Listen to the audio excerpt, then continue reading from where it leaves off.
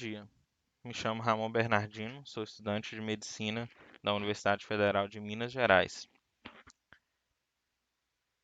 e aluno de iniciação científica no Laboratório de Neurodinâmica da Visão da UFMG, orientado pelo professor Jerome Barron. Nosso estudo se chama Descrição de um novo protocolo psicofísico para avaliar a relação das vias magnocelular e parvocelular com a memória de trabalho visual.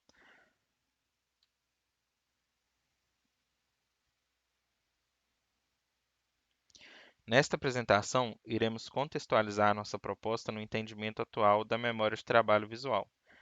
Em seguida, estudaremos dois paradigmas clássicos utilizados em nosso protocolo: o pedestal, utilizado para medir a atividade das vias magno e parvocelulares, e a detecção de mudança, utilizado para medir a capacidade da memória de trabalho visual. Classicamente, a memória de trabalho visual é entendida como decorrente da atividade persistente de neurônios do córtex pré-frontal.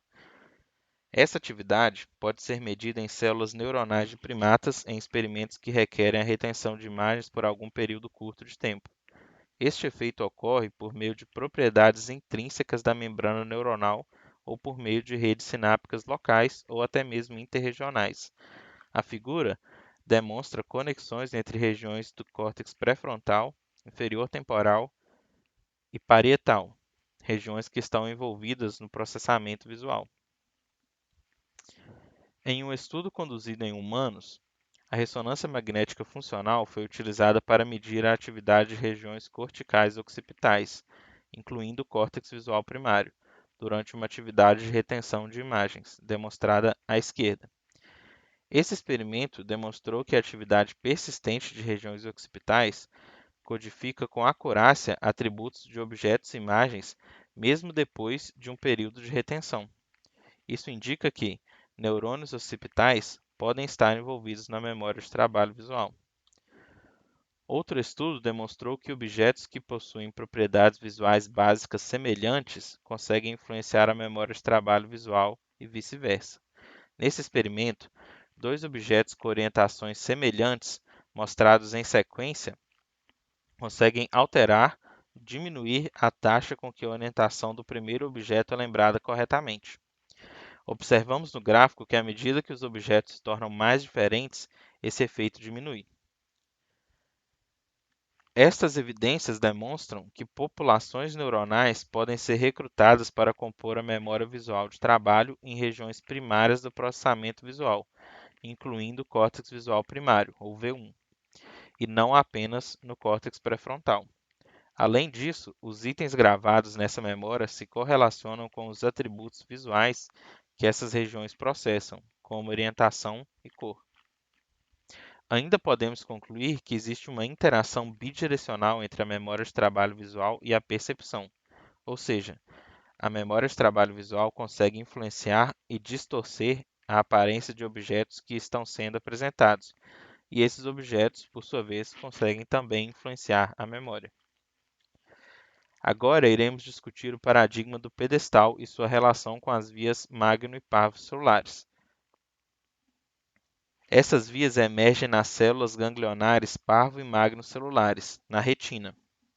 São transmitidas pelo nervo óptico para o núcleo geniculado lateral do tálamo e em seguida são integradas ao V1, onde irão compor as vias dorsal, que se ocupa do processamento de movimentos e orientação espacial e integra majoritariamente informações trazidas pela via magnocelular, e a via ventral, que se ocupa do reconhecimento de objetos e faces e que processa informações trazidas, em sua maioria, pela via parvocelular.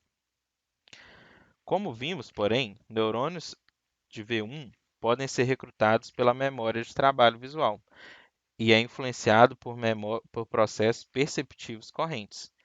Dessa forma, levantamos a hipótese de que as vias parvo e magnocelulares podem interagir com a memória de trabalho visual ao se integrar ao V1 e buscamos, através do nosso protocolo, medir essa interação.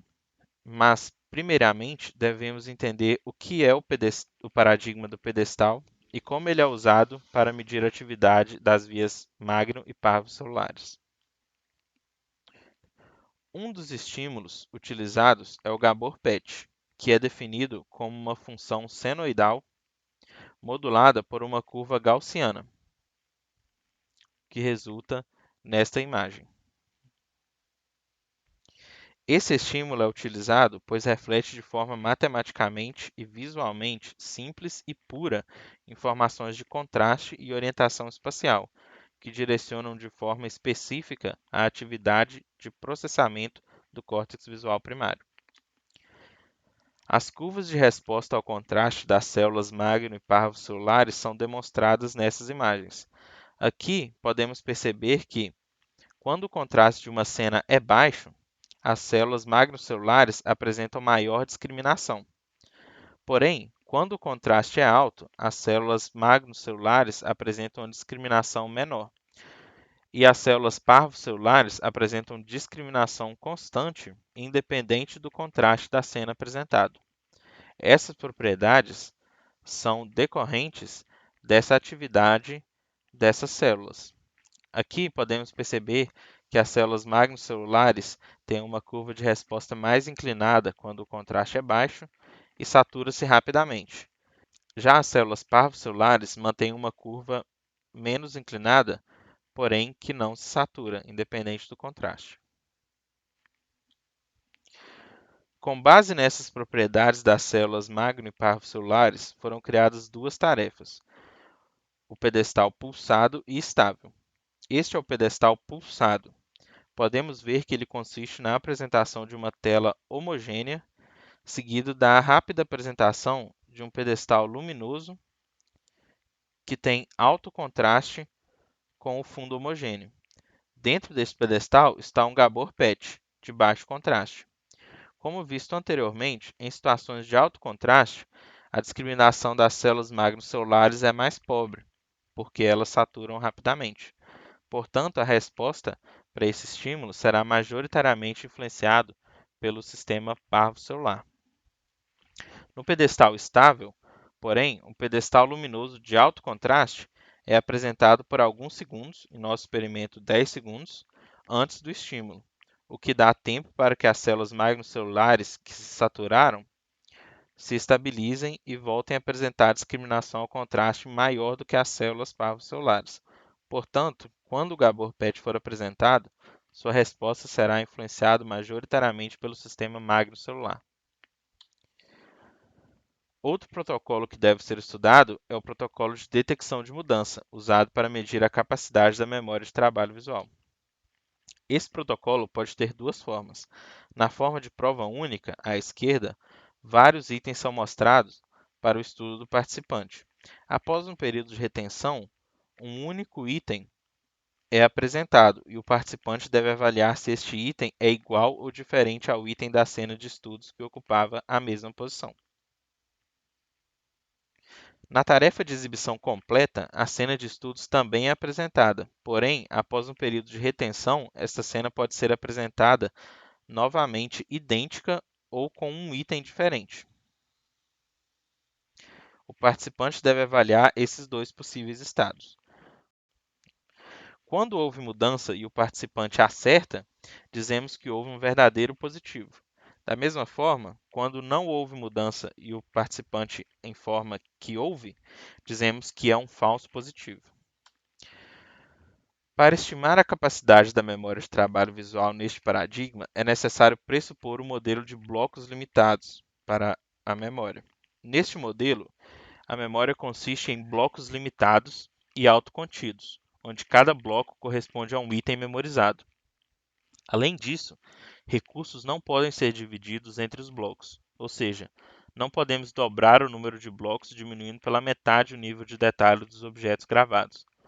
Com essas suposições, que são corroboradas por vários estudos fisiológicos e psicofísicos, podemos chegar na equação de Cohen para estimar a capacidade da memória de trabalho visual, usando o paradigma de detecção de mudança. Esta é a equação ou métrica de Cohen. Ela depende de n, o número de itens a ser memorizado, h, a taxa de verdadeiros positivos, e f, a taxa de falsos positivos. E ela resulta em k, à medida da capacidade da memória de trabalho visual. No gráfico à esquerda, podemos observar que a taxa de verdadeiros positivos diminui e que a taxa de falsos positivos aumenta à medida que mais itens devem ser memorizados. Porém, à direita, percebemos que o valor estimado de k permanece constante, como era de se esperar, pois é natural pensar que a capacidade de memória não dependa da cena a ser observada. Agora, apresentaremos nosso protocolo e discutiremos alguns resultados pilotos. Nosso protocolo combina esses dois paradigmas. Ele consiste em uma tarefa estável e uma tarefa pulsada. Além disso, ele contém uma tarefa sem pedestal, para servir como um valor de referência para a capacidade do indivíduo que fará o teste. Cada tarefa é repetida 40 vezes. Nós hipotetizamos que a tarefa pulsada e estável consigam quantificar, respectivamente, as interações entre as vias parvo e magno celulares e populações neuronais recrutadas para a memória de trabalho visual em V1. Aqui está esquematizada a tarefa simples, sem pedestal. Ela consiste em um fundo homogêneo apresentado por 3 segundos, seguido de umas cenas de estudos com 4 Gabor patches em orientações pseudo-aleatórias. Após o intervalo de retenção de 1 segundo, apresentamos um objeto teste, e o participante deve julgar a orientação desse objeto em relação à do objeto que ocupava a mesma posição na cena de estudos. Podemos observar que essa é equivalente a uma tarefa de detecção de mudança de prova única. Notem também que o contraste do Gabor Patch foi aumentado para facilitar a visualização nessa apresentação. O contraste original é de 10% e é exemplificado ao lado. Aqui esquematizamos a tarefa estável, que é semelhante à anterior em vários aspectos. Porém, o tempo de adaptação agora é de 10 segundos e há a presença de um pedestal luminoso anular de alto contraste durante esse tempo de adaptação.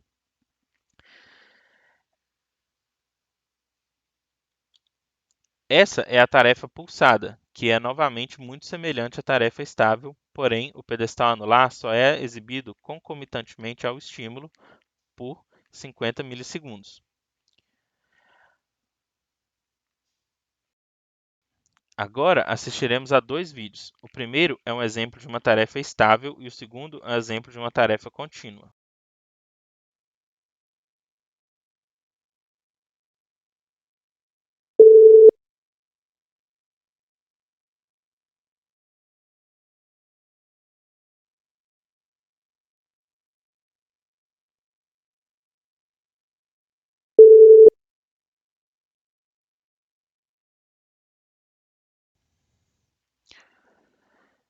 Agora faremos uma breve discussão de resultados pilotos. Estes resultados foram obtidos com dois autores do estudo em condições laboratoriais de luminância ideal, com os equipamentos devidamente calibrados para garantir uma representação fiel dos parâmetros do experimento.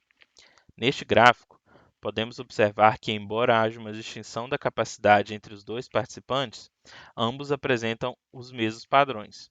A capacidade na tarefa estável é maior que a capacidade na tarefa simples, sem pedestal, e a capacidade na tarefa pulsada é menor do que este valor de referência.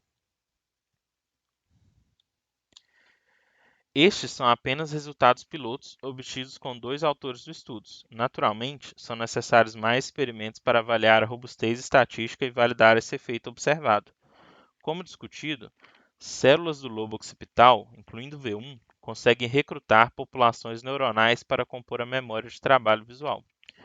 Como a tarefa estável e pulsada são usadas para enviesar seletivamente as vias magno e parvo celulares, nossos resultados indicam que há uma maior interação do sistema magnocelular com essas populações neuronais recrutadas em V1, quando comparadas ao sistema parvocelular. Ou seja, há uma interação do sistema magnocelular com a memória de trabalho visual maior do que do sistema parvocelular quando estes se integram ao V1. Quais são as possíveis aplicações clínicas destes achados? Várias doenças cursam com degeneração ou amplificação das vias magno e parvocelulares, e o efeito final é dependente do local onde essa patologia ocorre no cérebro. Vários estudos na literatura já demonstraram que o paradigma do pedestal pode ser usado para medir esses efeitos. Esperamos que nosso estudo possa ser utilizado na prática clínica, especialmente na área da neurovisão, para a implementação de protocolos que consigam avaliar patologias e alterações que afetam essas duas vias, principalmente quando elas interagem com o córtex, tais como a esquizofrenia e o autismo. Gostaríamos de agradecer ao apoio do CIEX, do FMG, da FASE e da Fundação Hospital dos Olhos, que colaboraram com a realização deste estudo. Agradeço também aos ouvintes pela atenção. Obrigado.